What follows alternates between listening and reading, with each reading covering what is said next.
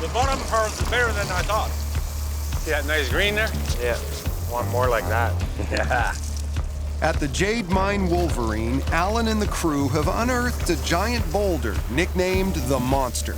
This is the biggest one so far we see.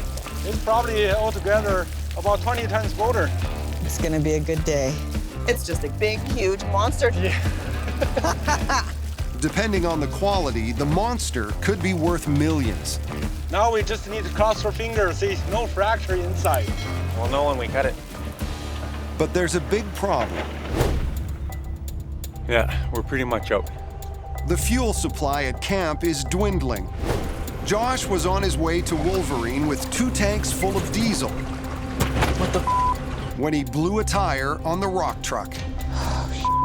So we got to dismount, take it to town, get a new tire put on the rim. Is there an extension here? No, we don't have that. But he's missing a lug wrench extension to get it off the truck. That means we're not getting this tire off, and there's like 2 weeks left in the season, so it's like beyond crunch time. Everything's depending on this fuel. Until Josh arrives with the fuel, the camp is running on fumes. Okay, just wait a minute now. You want to give her one more roll and then drag it back? I don't know. So instead of risking running out of gas trying to move the Monster, Yeah, it's not going anywhere. Robin decides to set up the wire saw at the edge of camp. Let's put that other one right here and right in there. Perfect. Couldn't bring the rock up to the wire saw, so we're bringing a wire saw to the rock. This one on the other side? Yeah. Okay. Put that frame on the ground, and then we'll cut it on this side, right? Absolutely. By that board. It's good.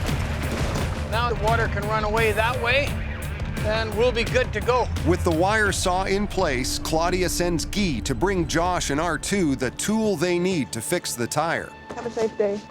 Take care of my boy. I go rescue, or try. It's gonna be really difficult to fix that. It's in the middle of nowhere. I want to see that saw running when I get back. But we need fuel in camp desperately.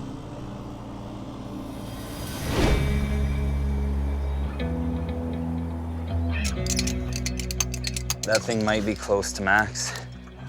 An hour down the road, Josh and R2 have the truck jacked up, but they can't get the tire off without the extension tool.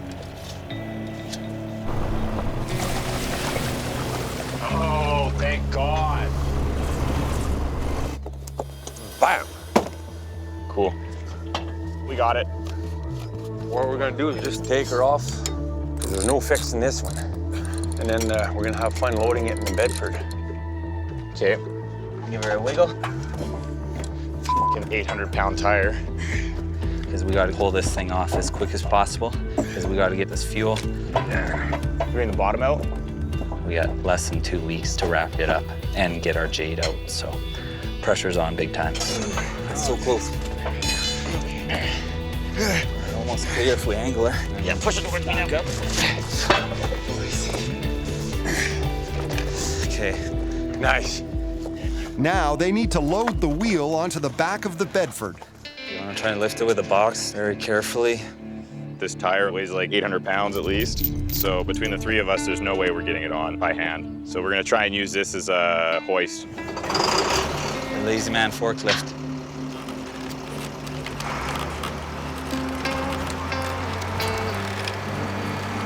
That is sketchy. Okay. Okay. There we go. Oh, yeah. Keep coming. Hold on a second. Okay. Dig. Yep. Okay. And let go. Well, now it's 1 p.m., so let's get the out of here. The nearest repair shop is over 12 hours away. I gotta get this out as quick as I can so that we can get it back on this truck because everything's depending on this fuel. It is a race against time right now, so pressure's on to get it done quick. We'll be at the landing around 10 p.m., go to Jade City, spend the night, and then we'll go back, get the tire, and take it to town. For sure we'll be splitting up the drive home from the landing. So, we have no headlights, right? No. On top of the long trip, the Bedford doesn't have working headlights, so Josh and R2 are in a race with daylight. Okay, guys, safe trip, man. See you soon. Thanks for the help. We left on a 10-hour journey in the Bedford at 2 p.m. with no headlights. It's dark at 9 p.m. That leaves 3 hours of pitch black driving in a vehicle with no headlights on the worst trail you've ever been on in your entire life. I need a tire with air in it. Back at Wolverine, Robin is trying to find a replacement tire for the rock truck. Because we're way out here in the bush. If you don't have it with you, you don't have it. Okay, thank you. I will see you later. Okay. He heads back to Jade City to track down a new tire. The rock truck tire can't be fixed immediately. We run out of fuel in the next 2 days. It's devastating. The crew starts cutting the monster, hoping the fuel won't run out. Cross your fingers. It's only probably taken days to, cut it. But it's Jade. Even like half of the boulder without fracture, they're still making big money.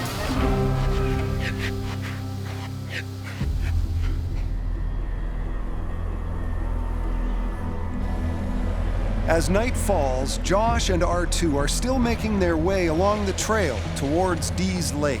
We're 24 hours at that point. You get the tire off, you load it up, and then you work for 12 hours. After you've already been working for 12 hours. We drove with flashlights for 2.5 hours in first gear, hovering over the steering wheel, sucking in the fumes from that diesel, getting sick to our stomachs. By the time they reach the landing, it's almost midnight and pitch dark. Josh and R2 leave the Bedford with its broken headlights at the trailhead and jump into a company truck. We got to the highway, and I couldn't see. My migraine was so bad. They need to drive another 2 hours in order to reach Jade City. I knew that we needed to shift. That was the point of having two drivers. So I had to try to alleviate some of the trip from Robin, and I was unable to alleviate any of it. I could not drive. I had to crawl into the back seat. While Josh sleeps in the back of the pickup, R2 continues driving.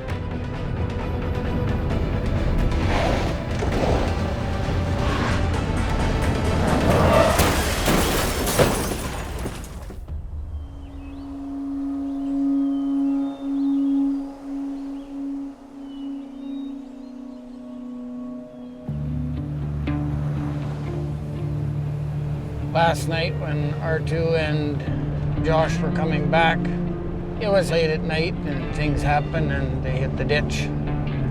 So, it's our own fault. It shouldn't have happened because we should have had it set up where you go to the motel instead of driving, especially after that long of a trip.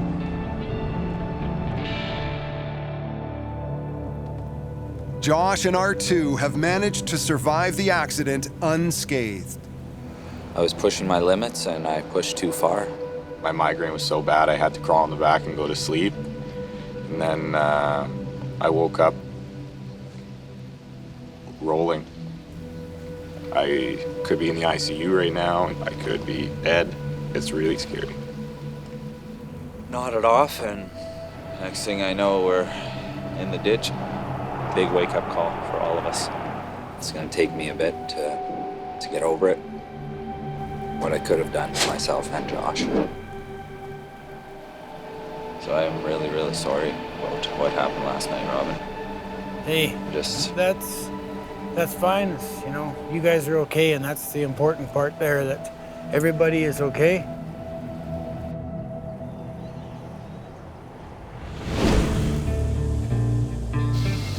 News of the accident has not yet reached Wolverine, where the crew has just cracked open the biggest boulder of the season.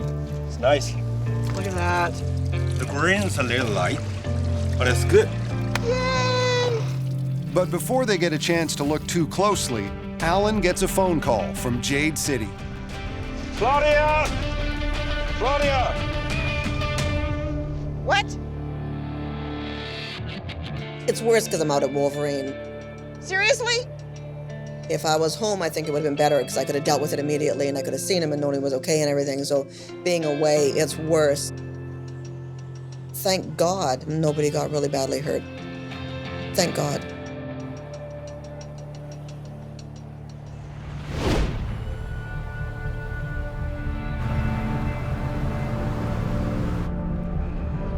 have to go and see in the daylight if there's anything there that we can pick up, and then get a tow truck to come.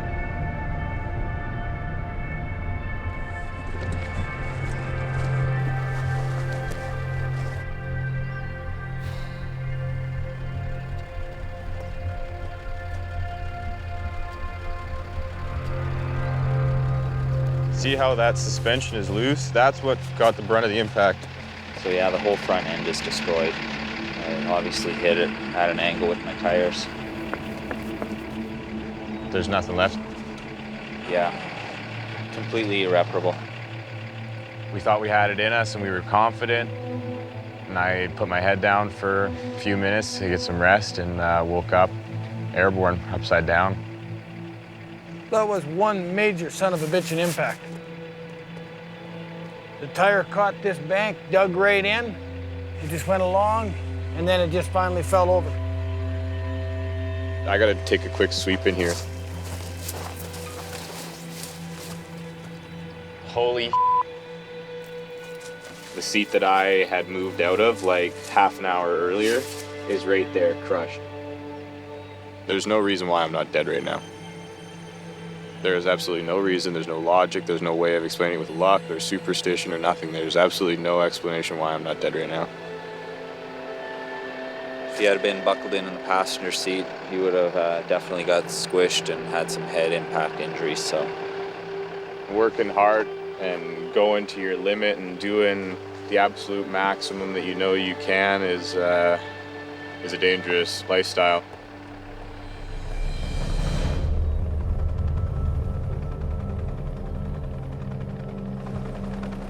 After learning about Josh and R2's accident, Claudia flies back to Jade City. Nothing is more important than my family or the safety of my friends and my employees. Nothing. Nothing.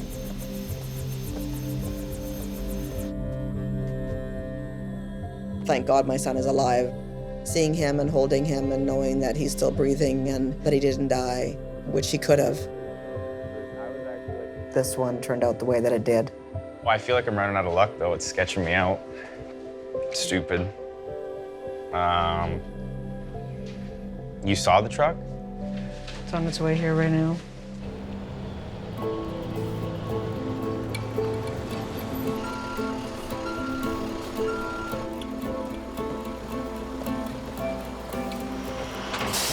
Too many close calls in the last 12 months.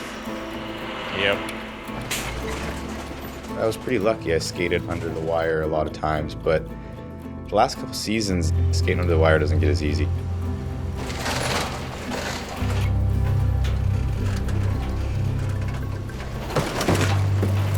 Which way did it flip? This way? Driver's side is the one that was down. It could have been a huge tragedy. Right now, it's only a broken truck.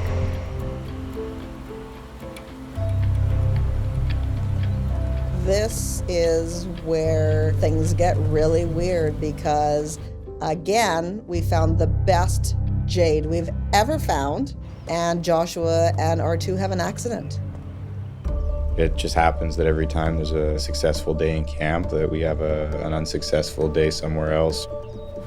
Whenever something good happens, something bad happens. Last year, after finding some great jade cores, Claudia is not going to believe what we found. Kevin, one of the drillers,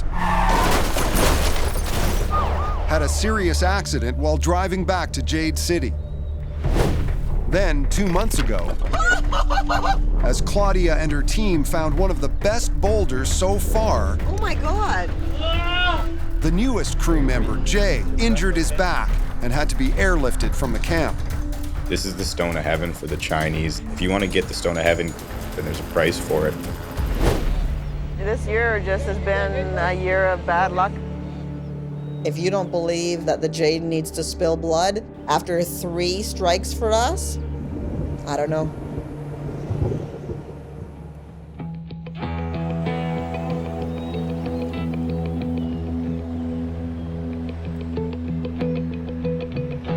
The next morning, R2 returns with Devon to the disabled rock truck, still loaded with fuel needed at camp. So here we are, made it with the tire. We're gonna go complete our job from yesterday, get the tire fixed up, and get that truck back out to camp. Guy joins them to help put on the new tire they brought from Jade City. Want me to lift her up? Yep. Hydraulic power is our technique. Grab that chain underneath her. This accident, it's really hit home to all of us what really is important out here. Okay. A poor judgment call. Had I seriously injured Josh, I'd have a really hard time going on and accepting that. So I'm thankful to be here. I'm thankful to still be at work. I'm thankful that Josh is doing well. Just have to move on from here. Go this way and then towards you. Jack it back up a bit. R2 was offered the chance to take the rest of the season off, but he refused. I don't want to go home right away. I want to see the job through. There she goes. Take that stuff really seriously. Okay, hold it right there. The rock truck's got to get out right away. We got to get that thing back out to camp.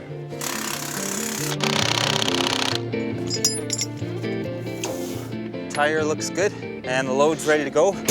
So yeah, time to hit the trail, get some fuel delivered to camp. Take care, Guy. Absolutely.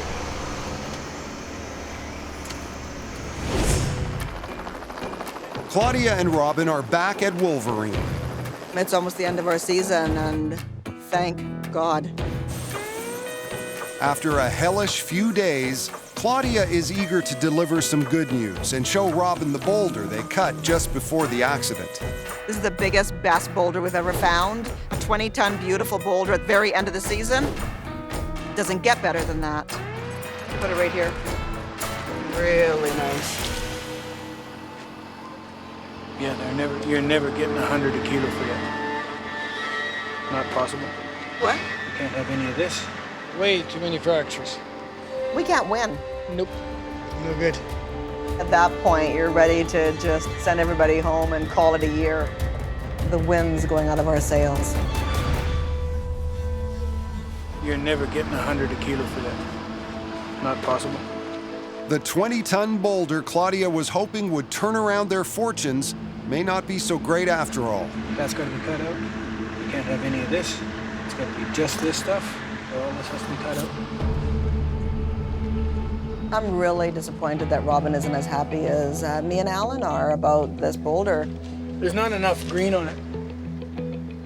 Robin would like to try another cut to see if they can expose some higher quality jade. It's got to be just this stuff. But the first cut used up the last of their fuel.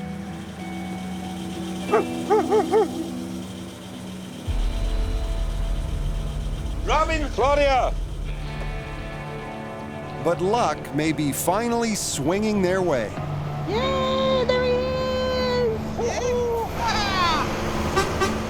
After an almost 1 week delay, Made it. R2 arrives with the fuel. It's his first trip since the accident. Hey, how's the trip? Very good. Good. Yeah, it's good to be back. The tire held up really well and didn't have to drive at night, so it's great. We got all the diesel we need, so it's here at camp. And yeah, I look forward to a good sleep in my own bed tonight. With fuel finally at camp, the crew quickly tops up the wire saw to try another cut. Fueled up? Yep.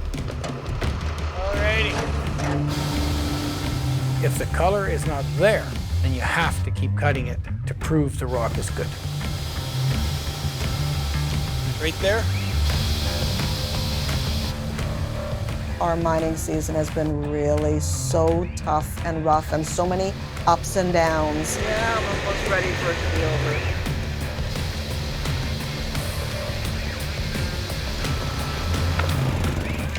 Okay, let's go. Let's crack it open. Let's do it.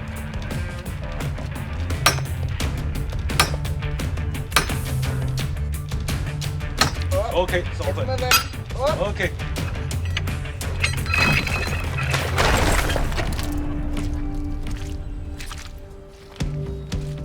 Nice. Way better. Yeah. Color's better and the more clean. Looks gorgeous. It's the perfect shade of green. Yeah, this side is even better. There's not very many fractures. It's really clear. Not a lot of waste on this puppy. Right now, I think about $1 million, maybe. Cha-ching. Realistically, that's like winning a lottery ticket. $1 million worth of Jade changes everything. It changes the attitude of everybody that's working. It's really what we all want. This is the Jade that we're looking for. It's the nicest we've ever found. We couldn't ask for better at the end of the season, especially at the end of this season.